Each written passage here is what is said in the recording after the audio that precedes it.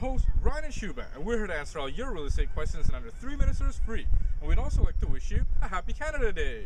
And keeping with Canada Day, Shubha and I decided to wear our Canadian colors, and staying with that summer theme, we thought we'd bring you right down to the lake.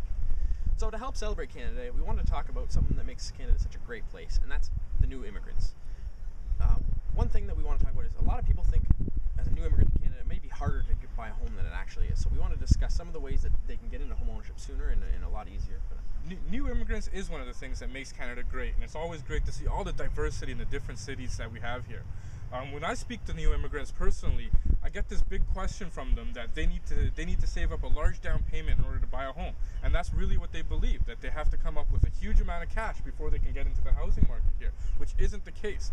Through some new programs through CMHC and Genworth, we have some great ability to provide these new immigrants with housing with as minimum as 5% down, just like the other Canadian citizens. Now, one thing that we look at when looking at new immigrants is that they might not have a credit history here in Canada, so we have to look at some alternative measures. One of those things are an international credit bureau. There are credit bureaus for different countries all around the world. Although they do get a little bit expensive, that's one way to get around it. Another thing is by looking at their banking history from their country of origin. The banking here in Canada, I mean, they're more than welcome to accept information from other banks, and a letter from them showing their account history and how their money kind of revolves from that country is sometimes good enough. Another thing to keep in mind is that if you're a PR, which is a permanent resident, you'll be treated basically as if you're a Canadian citizen with, typical employment verification and credit history check. Talking about if you're not a PR, if you've just landed here, that's when we're going to start to have to look at alternative measures. Maybe even your utility bill from where you live right now, a phone bill, even a rental payment. All that can be used in looking at credit. Some other things to think about is the actual property itself. So maybe Ryan could tell us a little bit about that. Once you're ready and you got your mortgage and you're looking for the property, one thing you want to look for is future use and how long you're actually going to be there for. So a lot of times people will come to Toronto because it's a big hub where people come in and then realize the actual costs of living in Toronto are a lot higher than they thought. So they end up moving outside of the GTA.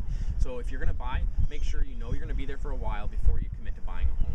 Also, there are some fees that you might want to consider beforehand. There are some taxes for new immigrants to Canada that need to be paid upfront, whereas traditional citizens will pay later on. So you're going to have to account for that as well. So when you are ready to buy, make sure, again, if you're going to be bringing new family members, make sure you have the space and the use for the property in the long term.